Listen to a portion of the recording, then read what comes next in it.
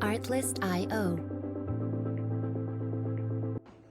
Olá pessoal, hoje a gente vai falar um pouquinho mais sobre o Imposto sobre Operações Financeiras. O IOF é um imposto federal que ele incide sobre operações financeiras.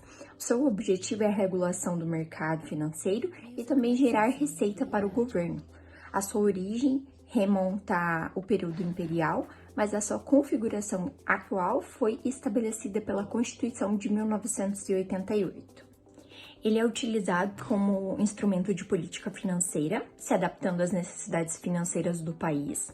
É um imposto de responsabilidade da União, através da Receita Federal, com suas diretrizes definidas pelo Congresso Nacional.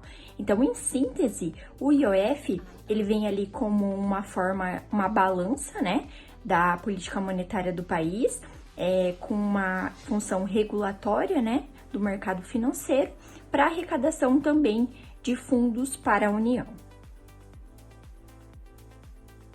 Então, agora falando um pouquinho mais sobre os contribuintes e responsáveis dentro dessa operação. O contribuinte é aquele pessoa física ou jurídica que realiza uma operação financeira com incidência desse imposto. E o responsável, por sua vez, é aquele que repassa o valor referente ao imposto sobre operações financeiras à União, não necessariamente sendo o beneficiário dessa operação. Quando nós falamos sobre IOF, nós temos também algumas obrigações acessórias, iniciando pela declaração, que tem por finalidade registrar a operação e calcular o valor devido do imposto, a escrituração, essa que é feita pelas instituições financeiras, a fim de registrar a operação e o valor que foi recolhido do imposto sobre operações financeiras. Temos também a emissão de documentos fiscais, essa que tem uma finalidade muito parecida com a escrituração, que basicamente é a emissão de um documento fiscal específico, comprovando aquela operação e comprovando o valor que foi recolhido do imposto e repassado à União. Por fim, temos a manutenção dos registros, que são de responsabilidade tanto do contribuinte quanto do responsável pela operação, que basicamente é guardar toda essa documentação, mantê-la arquivada para, em caso de fiscalização das autoridades, todo esse processo possa ser comprovado, né, que foi feito ali de uma maneira transparente. Eu vou falar um pouco sobre a base de cálculo do IOF. A base de cálculo do IOF varia de acordo com o tipo de operação. Se for, por exemplo, uma operação de crédito, a base de cálculo vai ser o valor da operação. Já se for uma operação cambial, o valor será um montante em moeda nacional. As alíquotas do IOF podem ser fixas ou variáveis, dependendo do tipo de operação.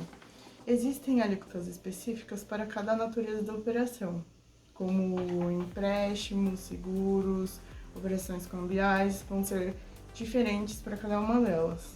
Algumas alíquotas de IOF aproximada para o ano de 2024 são de 4,38% para compras internacionais no cartão de crédito, mas se for uma compra em espécie, a alíquota é de 1,1%. Alíquotas de IOF que pode chegar a um valor mais alto são as de seguros, que chegam até 25%. Existem diversas isenções de IOF para operações de financiamento e empréstimo, como por exemplo a compra de veículos por pessoas com deficiência, taxistas e cooperativas de trabalho. O fato gerador do IOF é a realização da operação financeira. Nos casos de câmbio, sua efetivação é na entrega da moeda nacional ou estrangeira.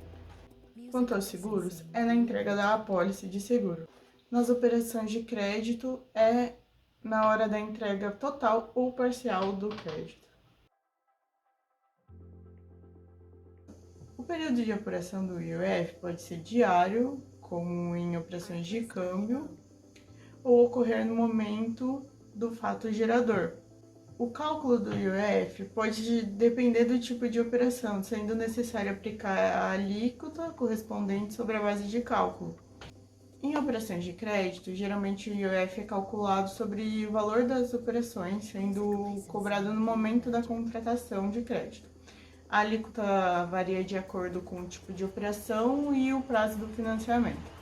Em operações de câmbio, como compra e venda de moeda estrangeira, o IOF incide sobre o valor da operação. A alíquota também varia conforme o tipo de operação, se é uma compra de moeda estrangeira, se é uma compra no cartão de crédito internacional.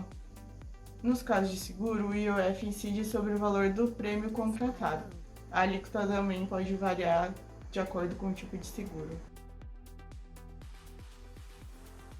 Quanto aos prazos e procedimentos para recolhimento, o prazo para recolhimento do IOF também varia de acordo com o tipo de operação e, normalmente, as próprias instituições financeiras são responsáveis pelo recolhimento e repasse ao governo.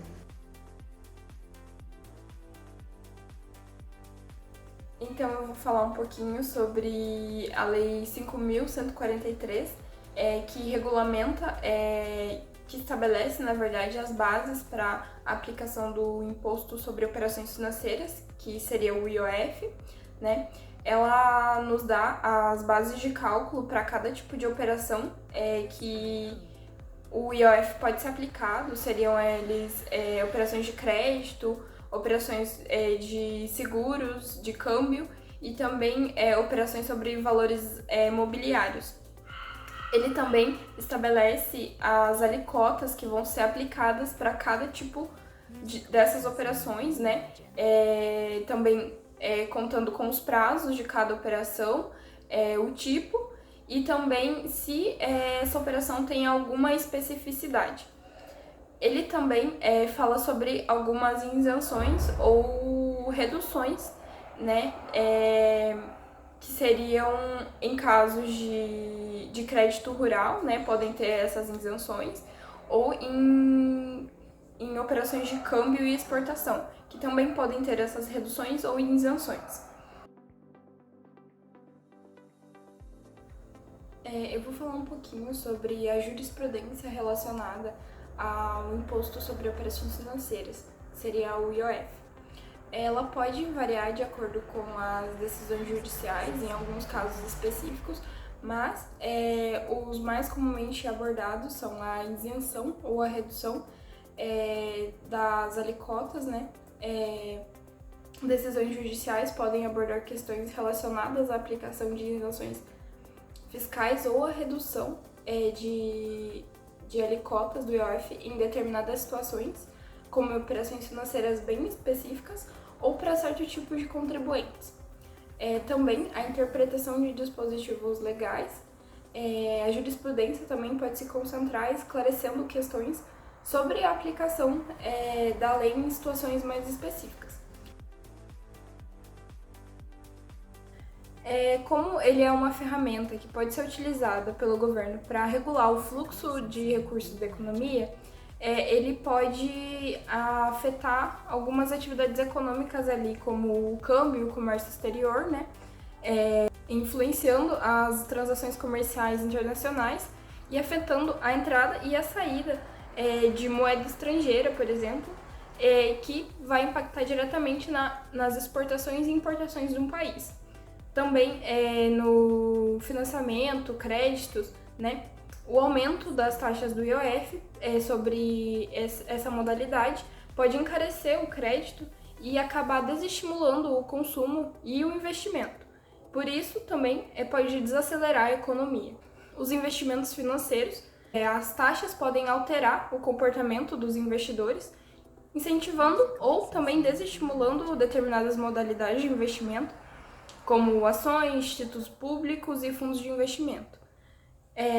E os fluxos de capitais, né? O IOF pode ser utilizado como uma ferramenta para controlar os fluxos de capitais estrangeiros, buscando a estabilidade econômica e evitando, assim, oscilações excessivas nas taxas de câmbio.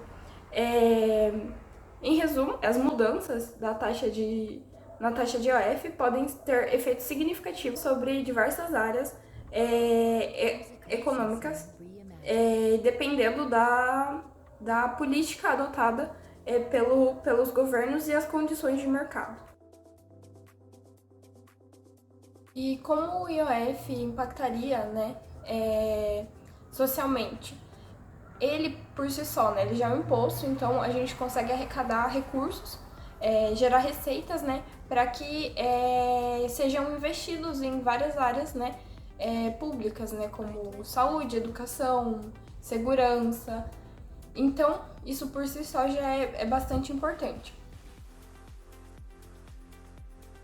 A principal finalidade dele, né, seria gerar receita para o governo, né, para investir em gastos públicos, na área da saúde, educação, segurança, né, enfim. E também ele pode ser utilizado como instrumento de política econômica, né, para controlar os fluxos de capitais, por exemplo, né, a regulação de crédito, variação das taxas sobre alguns empréstimos e financiamentos pode ser utilizada para controlar o acesso ao crédito e influenciar o comportamento dos consumidores e de investidores também. E o estímulo ou desestímulo a determinados tipos de operações financeiras para incentivar ou desencorajar certas atividades econômicas, como investimentos em determinados setores, né, da economia, bens de consumo específicos, entre outros. Esses seriam as principais finalidades.